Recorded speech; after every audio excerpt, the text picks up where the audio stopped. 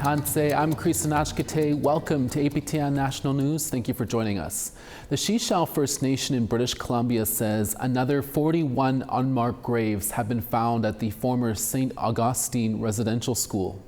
The findings come after an 18-month investigation involving archaeologists and ground-penetrating radar. This brings the number of unmarked graves to 81 after 40 others were located in 2023. According to the National Center for Truth and Reconciliation, St. Augustine operated between 1904 and 1975 under the Roman Catholic Church and the federal government. It burned down in 1917, was rebuilt in 1922, and burned down again in 1975, just months after it closed. Children from 53 First Nations, some from as far away as Saskatchewan, were forced to attend the school. It was known for poor food, harsh physical abuse, and low-quality education. Chief Lenora Joe says her community is in mourning. These findings and the areas scanned were all driven by the stories and the memories of our survivors, our elders, and family members who have been carrying these truths and burdens with strengths for many, many years. We are deeply saddened, but these numbers are not a surprise to us. We have always believed our elders. Our families in the Shishalh and First Nation communities across the country have always spoken of the children that never returned home. In the city of Winnipeg, a motion to ban encampments of homeless people in areas where children gather has been put to City Council. Julia Ross spoke with the councillor behind the motion and the head of a frontline organization that works with the homeless. Encampments in Winnipeg continue to grow and spread into different neighborhoods, despite the NDP government's election promise to end chronic homelessness. City Councillor Cindy Gilroy has tabled a motion to ban encampments in areas where children gather, places like community centres, parks, playgrounds, and splash pads. I'm hoping that the motion will bring that, that people understand that that's not a place that they can set up shelter, and that I'm hoping that it will lead to a greater discussion on what we're going to do with the growing encampment situations that we are having. Gilroy says she has received calls reporting children finding weapons and knives, witnessing a fight, and that daycares have started doing neighborhood walkthroughs before letting children play. The daycares around the neighborhood have come to me, and they were really concerned about weapons and needles and other drug paraphernalia that they were finding, and just some of the escalation that was happening at some of the parks where kids were playing. Gilroy says her efforts to limit the effects of the encampments haven't worked. I've tried to do various motions to try to deal with the problem, get parks cleaning up a little bit more, and some of that worked, but I think the issue is increasing. People who work with the unhoused agree things are getting worse, but problems like this won't get eliminated because an encampment is no longer there. Someone not getting food that day if we can't find them on outreach, or if someone's using substances, it could be an overdose that we're unable to respond to or provide resource to, or they're not where their friends know they are. Jamil Mahmood leads the Main Street Project. They offer help to the homeless and people struggling with substance use or mental health challenges. To him, instead of focusing on a ban, investing in mental health crisis outreach teams is an appropriate response.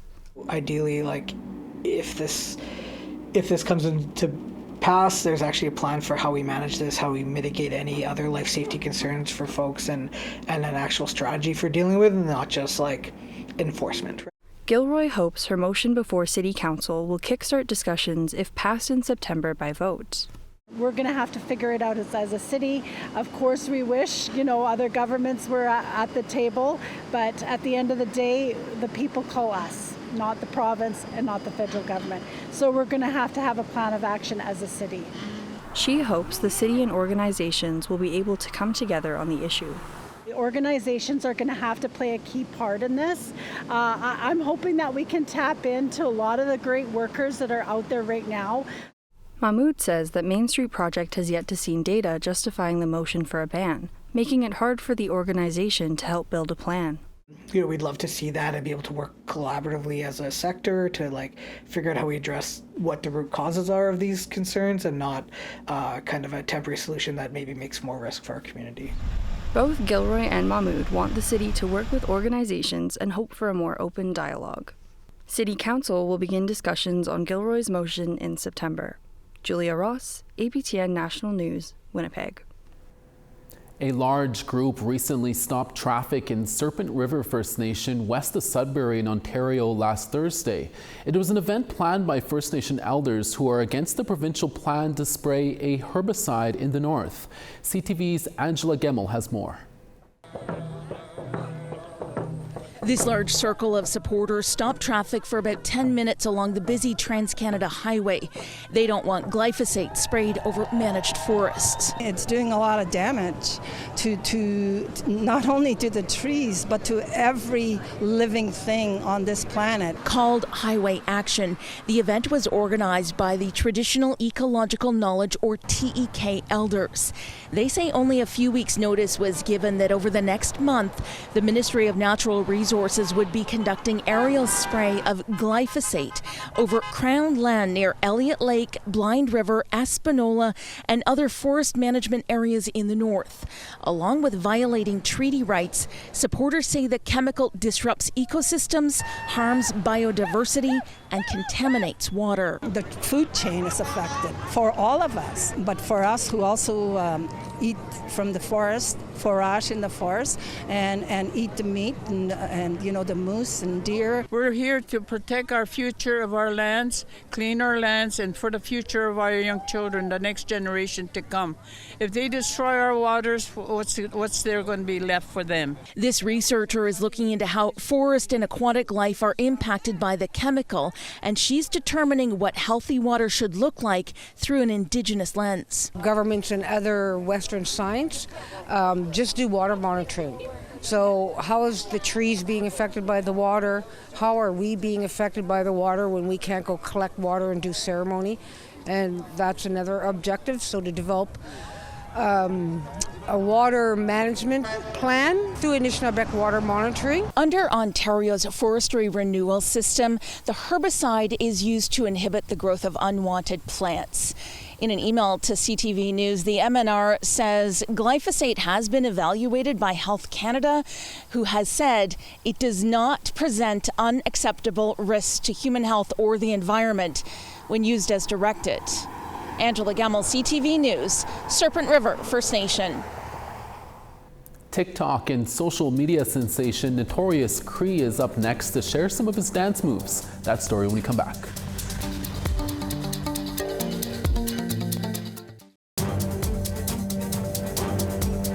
Welcome back. The Sault Ste. Marie Indigenous Friendship Centre is organizing a protest.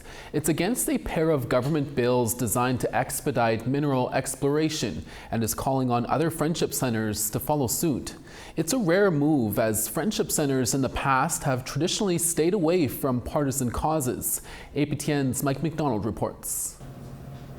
Kathy Surrett, the executive director of the Sault Ste. Marie Indigenous Friendship Centre, says the organization is not necessarily engaging in partisan politics. Rather, it's sticking to its mandate to advocate for urban Indigenous people. Still remaining and having that nonpartisan status, but yet more advocating on behalf of our people, for our people, and with our people, in terms of those laws that are not helping our people.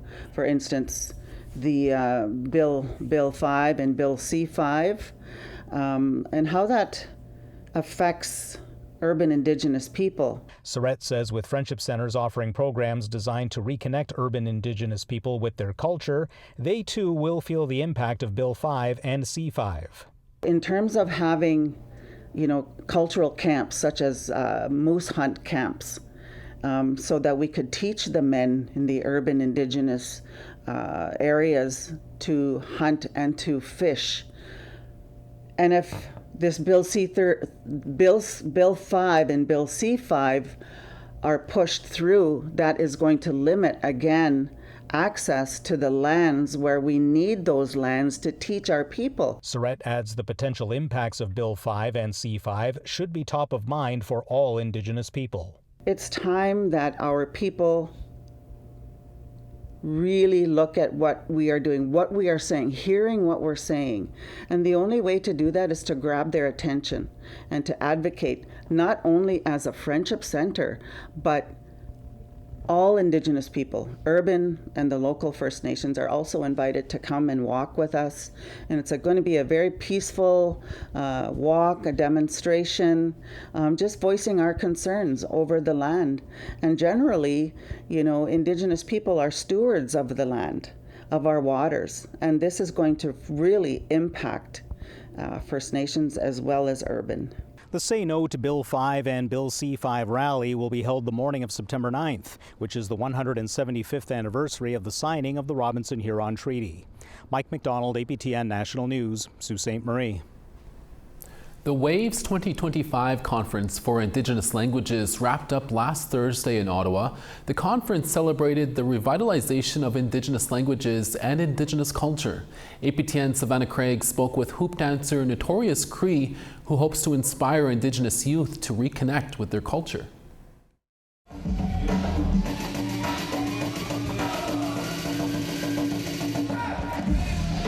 Notorious Cree, a name that represents a blend of hip-hop and Indigenous culture. That's just what this dancer does. Known personally as James Jones, Notorious Cree is one of the top 5 hoop dancers in the world. I started out as a street dancer, hip-hop dancer, and when I started doing traditional hoop dancing, when I would do youth shows, I would kind of blend those two cultures together. So I would blend some of the hip-hop with the hoop dancing. Jones says his hoop mentor encouraged him to intertwine the two. I never grew up entrenched in culture. I moved from my community, I moved to Edmonton, moved to the inner city as a young Native kid, and found hip hop, and found all these other outlets to kind of express myself. And when I found hoop dancing, it was like kind of my way back to my culture, and that led me to powwows, to ceremonies, and things that had been missing in my life for a number of years. Jones hails from Tall Cree First Nation in Treaty 8 territory, northern Alberta. He took his experience reconnecting to his culture from performing in public to the internet.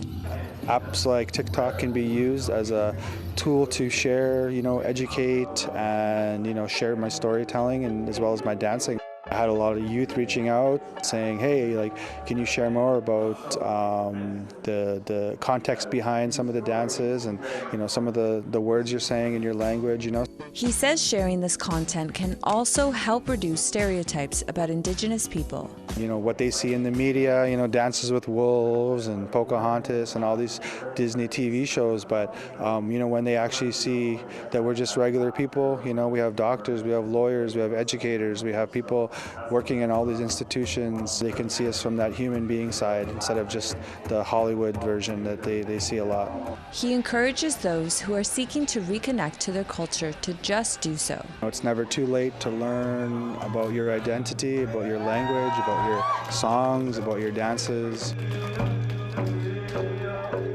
Savannah Craig, APTN National News, Ottawa.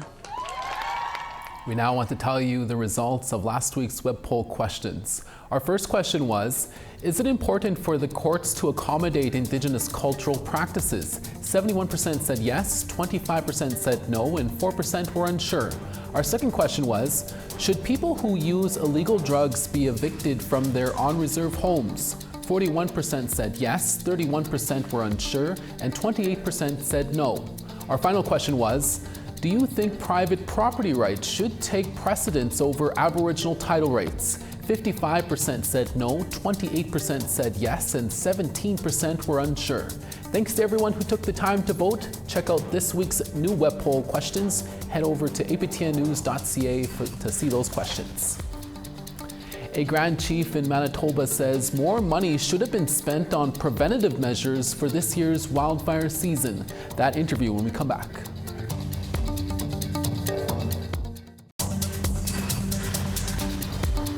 Thanks for staying with us. Fredericton 19, Halifax 19 and sunny.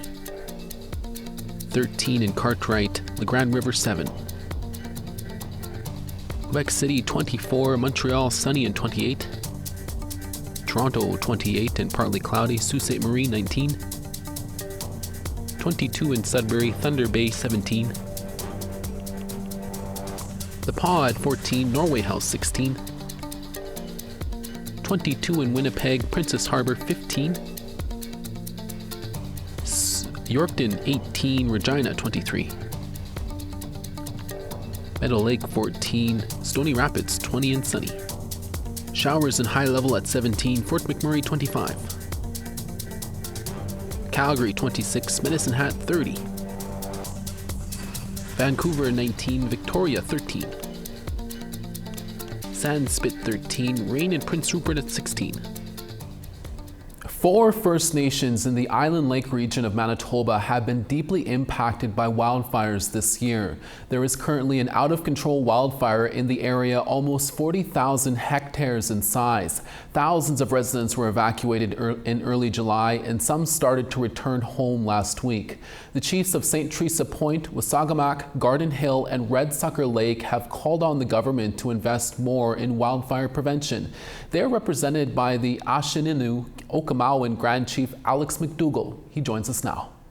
Thanks for joining us in studio, Grand Chief McDougall. My first question is, can you tell us a bit about how First Nations in the Island Lake region have been impacted by Manitoba wildfires this year? I hear bridges have been destroyed and some communities have been evacuated multiple times. Yeah, thank you for having me today. The fire evacuations, particularly this year, have been taking quite a big impact on our communities, particularly from our area, Island Lake, and the 4 Hanshininu communities that are located in that area. Garden Hill, Hansinu Nation, St. Teresa Point, Hansinu Nation, Wasagamak, Hansinu Nation, and Red Sucker Lake, Hansinu Nation. The evacuations this summer particularly saw roughly over 6,000 of our members being evacuated as a result of the smoke being affecting our communities, and of course fire threatening our communities. So it's had a substantial impact on our communities, our members, and of course our leadership, and the lack of resources that have obviously become very painfully obvious that there are some resources that are needed in our region to sort of combat those annual forest fires that we see in our area. This year, through climate change and perhaps even industry, have contributed, I think, to the dry conditions that we've seen in Manitoba and in Canada. And the water levels in our area have been at a historic low. I've never seen the water levels to be the height that it's at, and I think it's contributing to the conditions that make our area a high-risk fire zone. Mm-hmm. Grand Chief, this summer is, from what we can tell, the worst wildfire season in Manitoba since they began recording wildfires 30 years ago. Mm-hmm. More than 1 million hectares gone so far. Do you think all levels of government could have been better prepared, and if so, how? Absolutely, absolutely. I think going back from my recollection, 2017, I was currently chief for my community of Wasagamak. We also faced a similar evacuation of our community as we've seen this summer with Garden Hill and Hansinu Nation, where there was a complete evacuation called, and essentially families being uprooted from their homes, running from the fire, and the governments and their response. This is what I believe to be still happening, is that there's really no proactive approach to fire suppression. They react more or less, and spending a lot of resources in the evacuation process. I think in the neighborhood of 650 million annually, and just shy of 2 million in responses, and I think that needs to change. We need to flip that around and have more investments in our communities where we're allowed to build capacity locally and be able to respond to these fires before they get out of hand. Is there anything the First Nations can do to help train local band members in how to build fire breaks, for example, or train them how to be firefighters? Mm-hmm. Yes, but before I answer that, I'd like to give a shout out to one of our trained firefighters who happens to be from Garden Hill, Daphne Munias. Parents are Susan and Vandell Harper from Garden Hill. She's been fighting these forest fires alongside resources that are being deployed from Mexico and other areas to help with the fires. So I'd like to commend her and all of the firefighters that have responded to the crisis, and encourage our community members to take opportunities where there is training to allow us to develop those skills locally. So yeah, the conditions is something that I think our leadership are seeing very clear now, that we need to have additional critical infrastructure being brought into our community so that we are able to plan for these seasonal events. And we're only seeing that increase as far as the forest fires. So we don't have any all-weather road system coming in that would allow, should we be able to escape dangerous situations using that critical infrastructure. There is no hospital in the Allen Lake area where you have a population of some 15,000 people, and yet when you compare that population size to other rural populations, they have all of that critical infrastructure. The only difference there is most of them are non-First Nations communities. Mm-hmm. Assassinu Okinawan recently put out 5 demands of the federal and provincial government in regards to wildfire response, including the need for a national Indigenous fire strategy. Can you tell us more about this really briefly? Yeah. We're calling on all levels of government, federal and provincial, to work with our community leadership in a tripartite process where we hope that governments can utilize our knowledge of our territory in developing a comprehensive fire suppression program that would hopefully see support and continued investment by federal and provincial governments. I think it's critical that when you're planning for programming and service delivery in an area, it's important that the communities are also part of that process.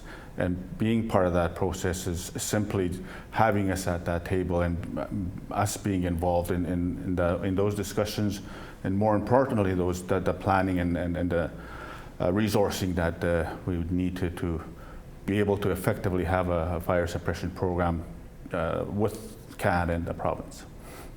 Grand Chief, we'll have to leave it there. Thank you for your time. Thank you for having me. And that's your daytime newscast for this Monday. We're back again for your evening newscast in a few hours. Please join us then. From everyone else at APTN National News, hi miigwech masicho. Thank you for watching, and we'll see you again next day.